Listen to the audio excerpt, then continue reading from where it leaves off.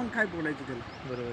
नाही कोण मग कोण इथं कसं वाहतं? मांडव ऋषीने इथं मागे वळून बघितलं आणि महादेव या ठिकाणी थांबले. नाही नाही म्हणजे महादेव तिथं थांबले आणि ऋषी इथंच गायब झाले. अच्छा, ते तिथं. म्हणजे महादेव त्या ठिकाणी थांबले हां. आणि ऋषी इथंच गुप्त झाले ते. इथंच गुप्त म्हणून झाले. ते पवित्र भूमी मांडवगंजची असं काही महाराजांचे आता त्यांचंही मंदिर चाललंय तिकडे. अच्छा. संत महात्मे होते ते सांगायचे.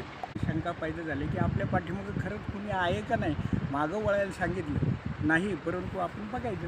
त्यांनी पाहिलं ते इथं आमचे चिंचेचे झाडं होते, आता बरेचसे पडलेले आहेत तिथं, असे पिळे आहेत ते झाडं. मागं वळून बघितलं तर झाडंसुद्धा पिळे, असा इतिहास येतो.